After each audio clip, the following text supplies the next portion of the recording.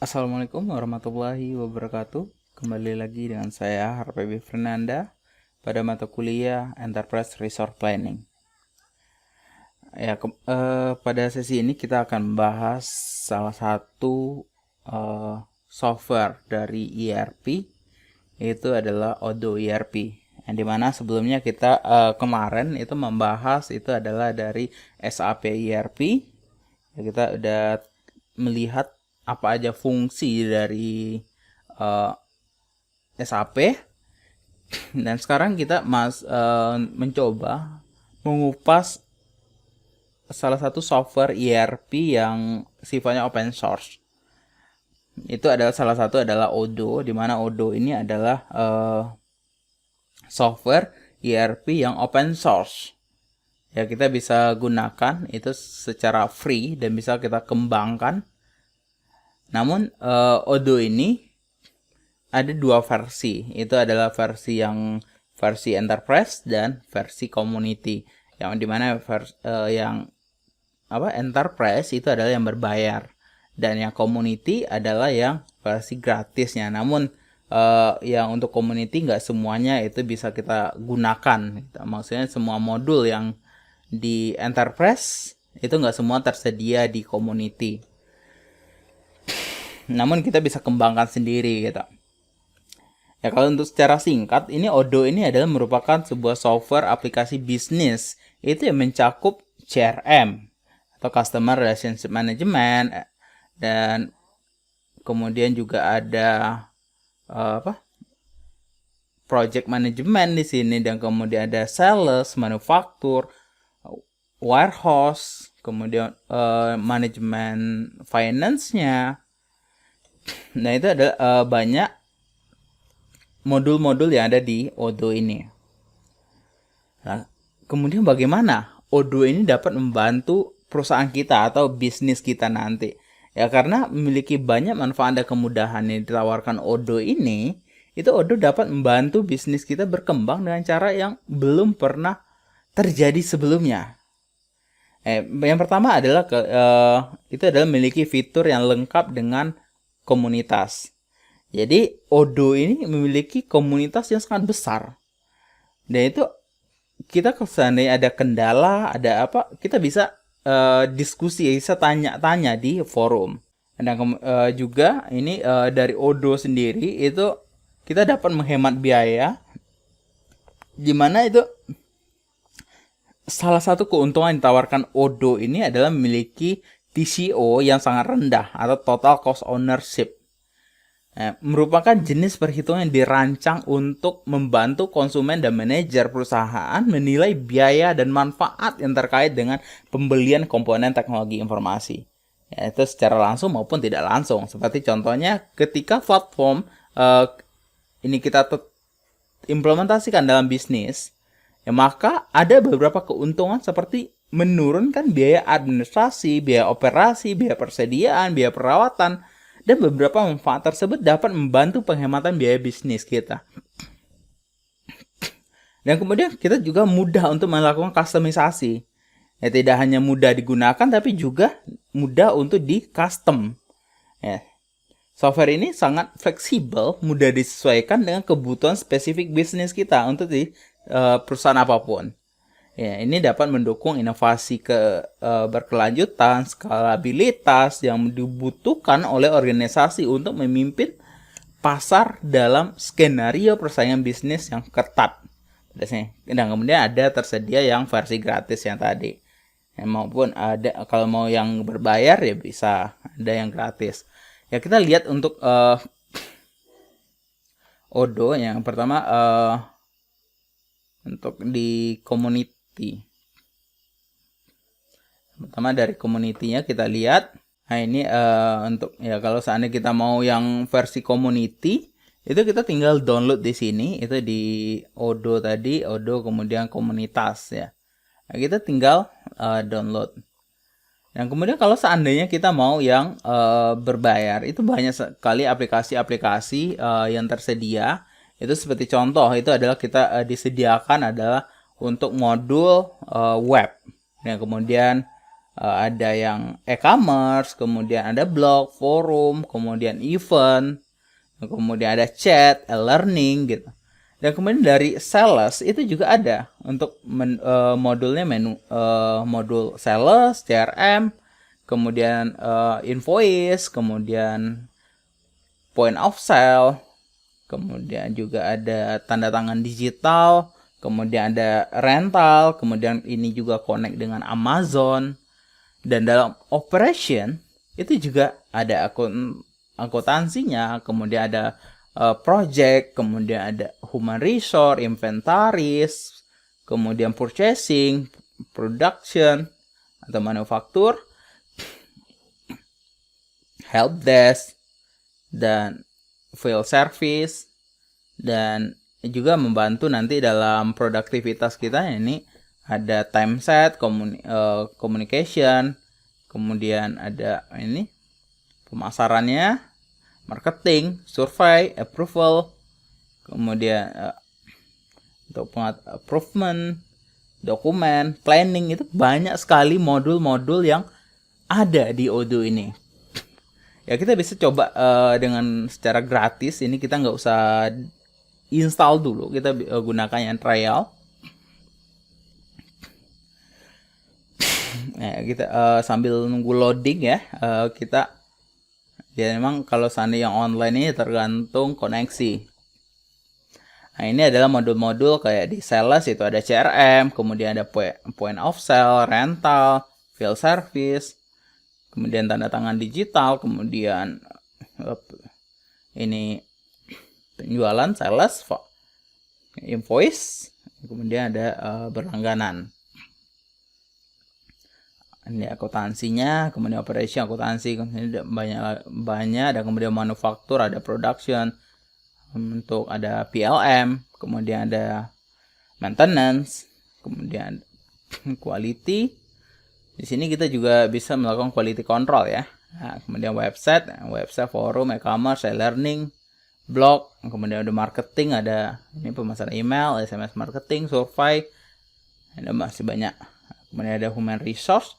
Human resource itu ini juga cukup lengkap. Itu ada karyawan, pengaturan cuti, bagaimana untuk pengukuran kinerja karyawan di sini, kemudian perekrutan, kemudian juga ada planning, employee referral, approval, dan lain. Nah, kemudian ini adalah customisasi, itu adalah ada Odoo Studio.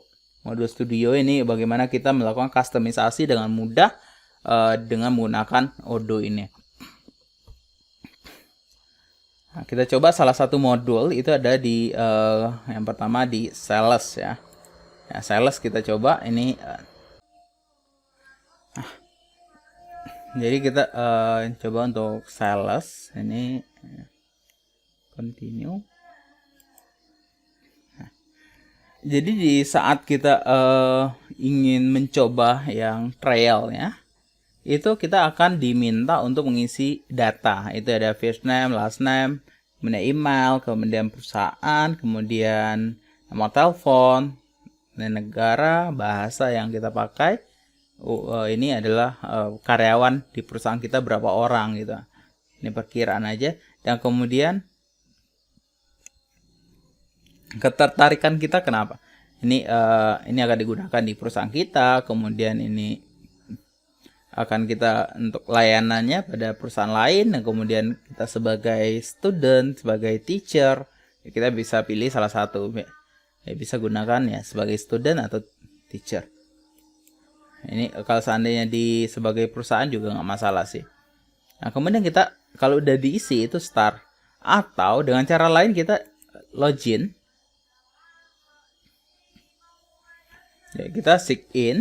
Ini kalau seandainya udah punya akun, kita tinggal login.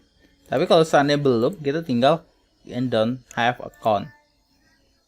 Nah, itu kita akan diminta untuk mengisi data, email, kemudian nama, kemudian passwordnya. Nanti kemudian daftar. Kalau seandainya udah, nanti kita diminta untuk melengkapi data dan verifikasi di email. Ya, saya langsung login aja karena saya udah daftar.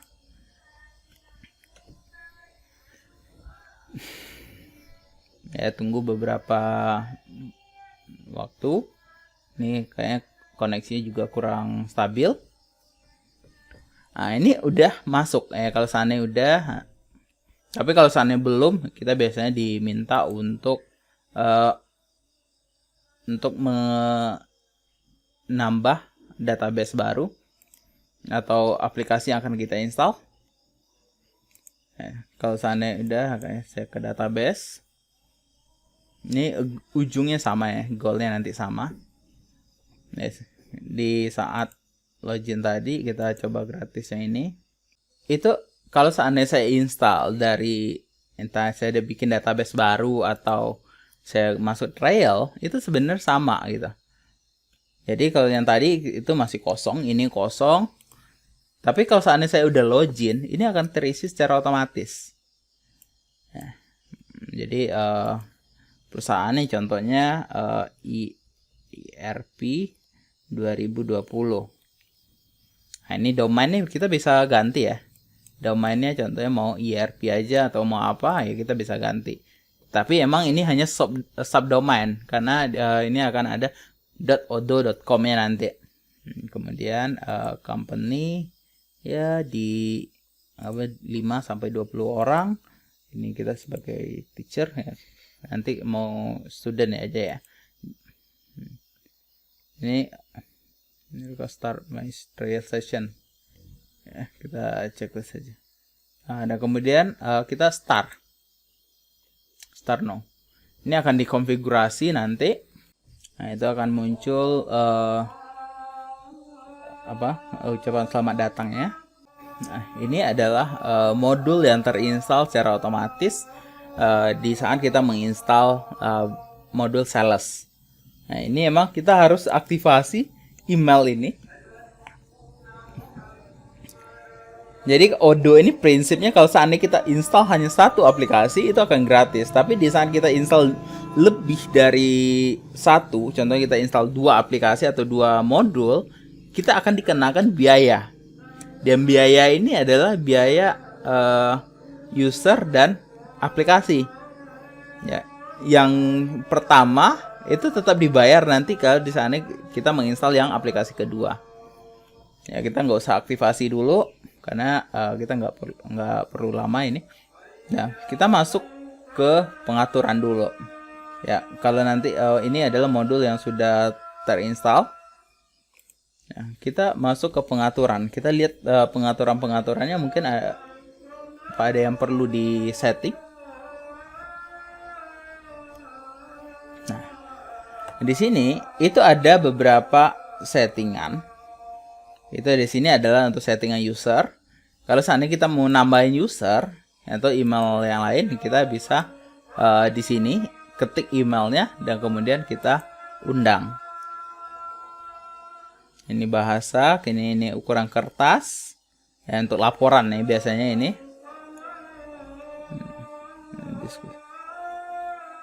Dan ini adalah custom account. Ini kita nanti di saat customer ini mengakses sistem kita, kalau seandainya dia itu nggak punya account, apakah dia boleh mendaftar sendiri atau harus dengan menggunakan undangan? Kita bisa gunakan on invitation kalau seandainya kita ingin mereka itu terdaftar hanya seandainya kita undang.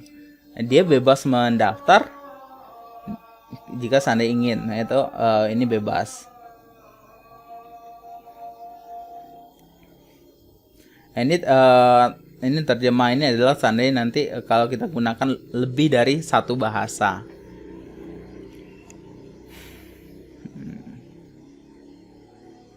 Itu untuk pengaturan umum. Yang kemudian untuk di sales, ini pengaturan di salesnya. Nah, di sales ini kita bisa buat itu adalah ini. Sales ini kita bisa buat barang kita memiliki lebih dari satu varian. Ini satuannya apa? Kita bisa setting di sini. Nanti menggunakan satuan atau tidak. Ini varian grid entry itu ada. Ini, kalau seandainya kita ingin menggunakan dalam katalog produk, itu kita tinggal checklist. Kemudian harga. Kemudian kita bisa memberikan diskon, memberikan promosi atau kupon. Nah, kemudian daftar harga, itu kemudian marginnya. Kemudian ada penawaran dan order penjualan, itu ada quotation template, itu seperti kita gunakan seperti apa. Kemudian ini pembayaran online, ada faktur, kemudian pengiriman. Nah, pengiriman ini adalah kita gunakan ongkos pengiriman, kemudian kita connect kan kemana? DHL, kemudian ini udah support ya dengan DHL, USPS, FedEx, UPS, SIPOS. Nah, itu udah terkoneksi ke situ. Tapi kalau seandainya kita ingin, kalau di Indonesia kan koneknya kita membutuhkan informasi biaya pengiriman dengan menggunakan JNE gitu ya, Tiki, POS gitu. Nanti kita customisasi dengan membuat modul konektornya sendiri. Ya, penagihan faktur yang dipesan dan faktur yang telah dikirim selesai dikirim itu, ini hanya rule-nya. Untuk penagihannya gimana? Itu juga ada lokalisasi, pajak penjualan, pajak pembelian itu dikenakan atau tidak. Kemudian metode pembulatan, bulan per baris atau bulan secara global. Ini mata uangnya itu Indonesia yang rupiah atau dolar atau apa, kita bisa pilih. Ini masih banyak ya. Untuk mata uang ya, kita nggak hanya punya rupiah tapi banyak. Nanti kita bisa setting konversinya. Jadi kalau seandainya orang beli dengan dolar, itu akan otomatis konversi. Ya, tapi memang untuk nilai konversinya kita update secara manual, itu yang kekurangannya. Nah, itu untuk pengaturan ini. Ya, kita simpan dulu. Dan kita juga perlu itu mengatur dari perusahaan, karena kita belum mengatur perusahaannya. Nah, ini user company, ini ada perusahaan. Nih, perusahaan satu ya. Kita bisa buat perusahaan baru. Itu nggak masalah. Ini kita setting. Ini alamatnya kita tambah. Lama kita lengkapi nomor telepon, kemudian PPN, kemudian company registration, mata uang gitu. Kemudian ada logonya, kita juga bisa tambahkan. Nama perusahaan bisa kita ganti. Itu. Dan kemudian juga pengguna. Jadi contohnya ada user tambahan yang perlu, contohnya kita yang ini sebagai admin ya, super usernya. Dan kemudian kita perlu karyawan. Jadi kita tinggal buat user baru. Ini kita buat.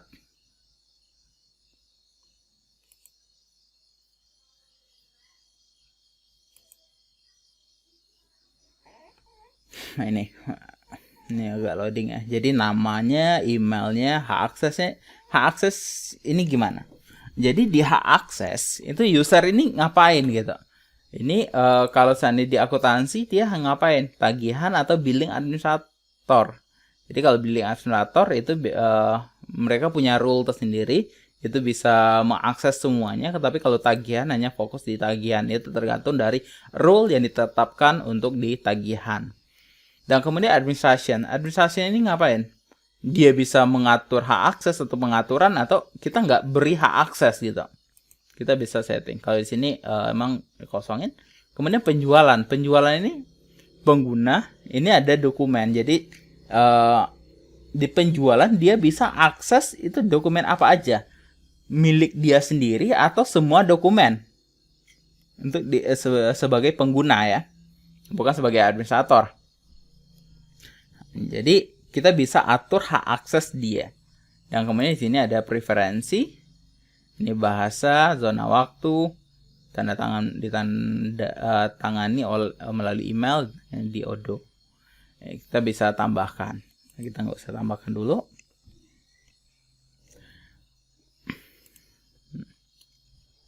Kita balik ke aplikasi. Untuk yang tadi untuk pengaturan kita udah lihat. Kemudian aplikasi, contohnya penjualan, kita apakah cukup dengan penjualan doang gitu? Tapi kalau seandainya kita butuh contohnya modul lain, contohnya kita membutuhkan aplikasi yang lain. Ya kita tinggal klik aplikasi, kita mau install apa gitu. Jadi di sini persediaan ini tadi penjualan ya. Nah, kita butuh untuk di contohnya untuk di inventory. Kita bisa install. Kita tambah.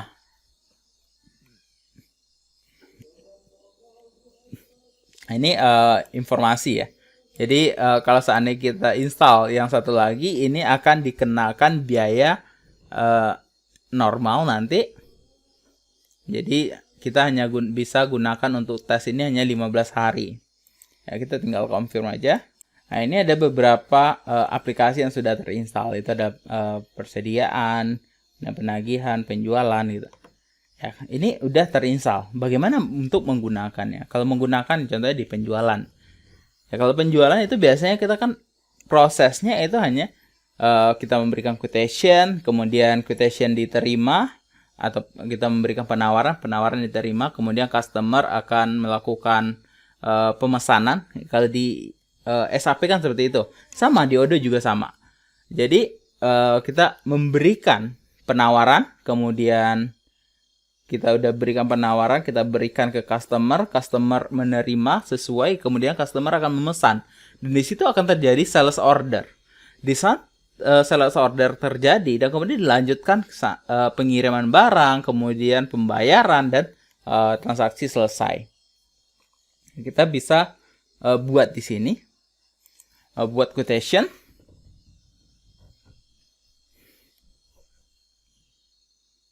Nah, pelanggannya kita belum punya pelanggan sih masalahnya. Jadi pelanggannya contohnya IDS College ya. Ini sebagai pelanggan baru. Ini quotation ini itu berakhir kapan gitu. Ini kita akan buat itu biasa quotation itu seminggu ya. Kita itu tanggal 24 itu berakhir. Syarat pembayaran. Ini pembayarannya itu berapa hari? Itu ada cash, itu dibayar di saat itu juga. Dan kemudian 15 hari, 21 hari, 30, 40, dan 2 bulan, dan tergantung dari kesepakatan atau dari kebijakan perusahaan. Ya, kita bikin 1 bulan. Jadi pembayaran itu 1 bulan. Nah, ini produknya. Ya, kita belum punya produk ya. Ya, kita bisa tambahkan aja itu produknya. Contohnya printer.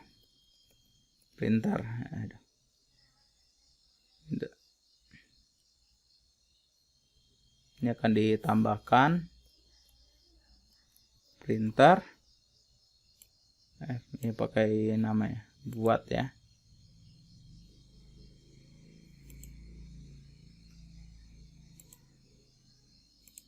Ini error ya. Kita mulai dari produk dulu karena kita belum punya produk ya, kita abaikan dulu itu.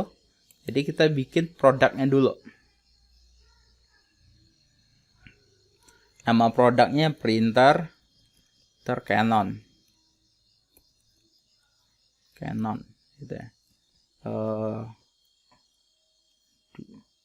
MP210 ya, contohnya. Saya nggak tahu juga kodenya, ini bukan promosi juga ya. Nah, ini untuk produk ini itu dapat dijual, dapat dibeli gitu. Jadi kalau seandainya kita dapat dijual, ini berarti kita bisa menjual. Tapi kalau seandainya ini untuk konsumsi perusahaan, itu kita nggak usah bikin dapat dijual. Ini dapat dibeli, itu kita bisa ini apakah bisa kita beli lagi untuk penambahan supply. Jadi kita checklist. Jadi tipe produk ini tipenya apa? Jasa, produk konsumsi, jasa, atau storable product. Ya, kita bikin storable product. Dan kemudian kategorinya apa ini? Kategorinya kita bisa gunakan yang ada. Ini sellable, ini dapat dijual ya. Atau kita tambahkan yang baru juga bisa nanti. Tapi kita gunakan yang ada aja. Nah, ini referensi internal kita bisa kosongkan. Ini barcode-nya, biasanya barang itu kan ada barcode dan harganya itu berapa? Contohnya 1.500.000. Pajak pelanggan, ini modalnya kita modalnya ini berapa? Ini cost kita itu adalah di harga 1 juta. Terapkan. Oh, ini udah. Harga jual udah. Ini modal kita.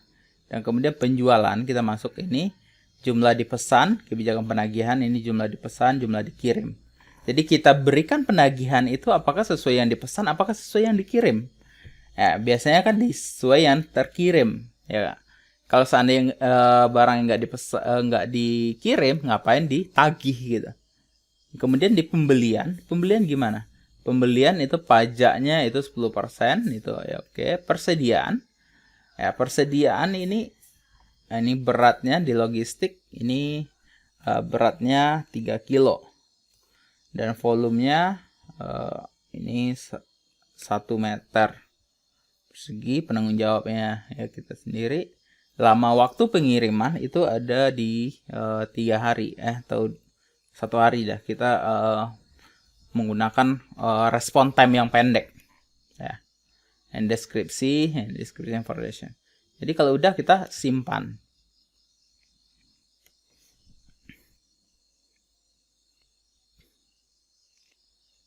Kemudian ini kita belum punya stok ya. Ini kita harus update quantity-nya dulu. Karena stok kita belum ada. Ya harusnya untuk stok yang di tangan ini on hand, itu harusnya itu dilakukan di proses purchasing. Tapi kalau di sales karena kita nggak menggunakan purchasing, belum install purchasing, ya kita update di sini secara manual. Kalau ada barang masuk kita update. Jadi di sini itu di tangan itu ada 50 unit contoh ya, terapkan. Oke. Ini 50 unit diperkirakan ini sold, ini belum. Kemudian baru kita masuk ke order tadi. Karena kita terhalang karena nggak ada produk ya. Jadi produk udah kita tambahkan. Ini pelanggannya siapa? IDS ya. Ini IDS. Ini produknya produk Canon printer ya. Ini ada ini printer. Ini printer Canon. Quantity 1. Harga ini pajak. Dan total nih yang dibayarkan nanti adalah ini. Ini simpan. Kita simpan dulu. Di sini itu akan muncul atau keluar itu adalah quotation order. Quotation order ini dengan kode S001. Ini yang dipesan itu adalah 1 printer dengan harga 1.500.000 dan total itu dengan pajak 10% dan total yang harus dibayar itu 1.650.000. Dan ini kita kirim dengan email. Jadi tapi karena emailnya kita belum daftarkan email, jadi emailnya ini nggak ada. Jadi emailnya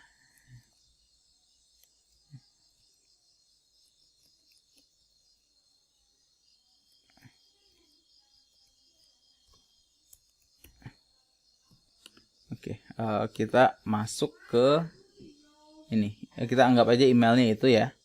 Nah, jadi kita akan kirim. Oke.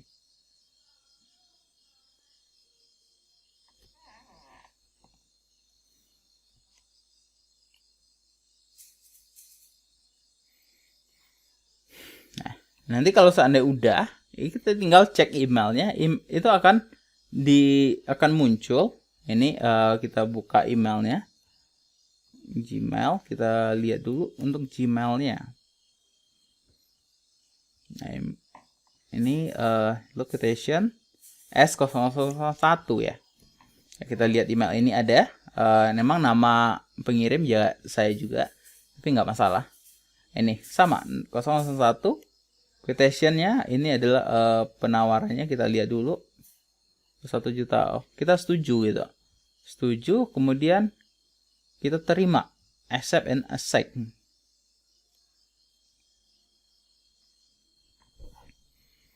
Oke. Kita setuju dan tanda tangani. Ini ada tampilan dari customer. Customer ya kita setujui. Ya, kalau seandainya kita nggak setuju, tinggal reject. Jadi setuju, accept. Nah, ini untuk tanda tangan, ya kita tanda tangani.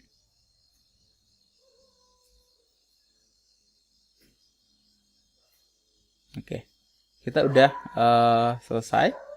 Ya, kita tinggal refresh ini. Harusnya ini udah tinggal order ya. Nah,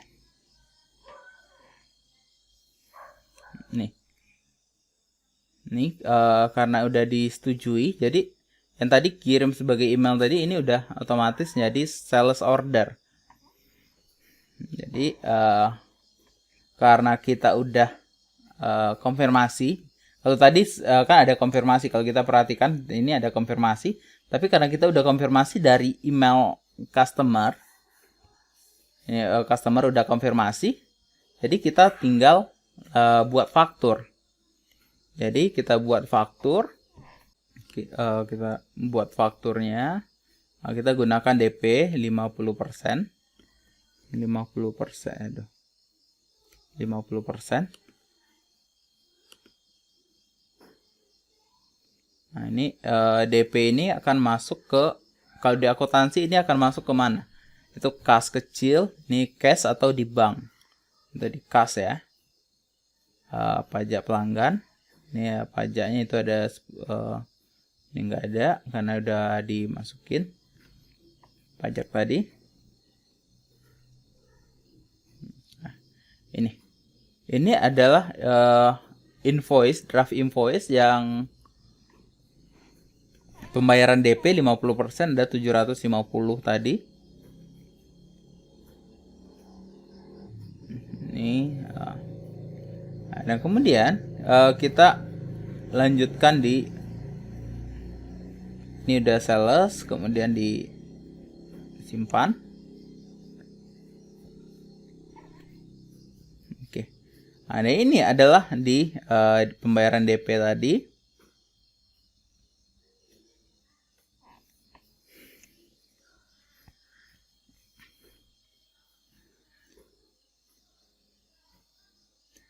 Kalau udah, kita buat pembayaran yang untuk sisa tadi. Jadi ini kan belum di close, jadi statusnya masih open. Ini bank, ini di kas 750, kita validasi. Ini udah lunas. Jadi kalau seandainya kita udah lakukan pembayaran lagi, itu udah lunas. Nah, jadi itu adalah untuk proses penjualan. Yang tadi ada penjelasan untuk proses dari transaksi penjualan di Odoo. Di pertemuan-pertemuan berikutnya kita akan coba untuk mengupas modul satu persatu dari Odoo ini. Sekarang saya cukupkan sampai di sini dulu. Untuk mahasiswa ERP itu bisa mencoba untuk di modul-modul lain. Itu mungkin di penjualan, purchasing, CRM, manufaktur, dan modul-modul yang lain. Itu bisa dicoba dan bisa dipelajari. Nanti jika seandainya ada kesulitan dan kendala, nanti kita diskusikan.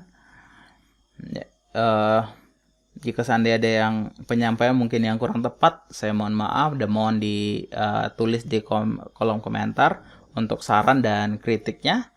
Saya akhiri. Assalamualaikum warahmatullahi wabarakatuh.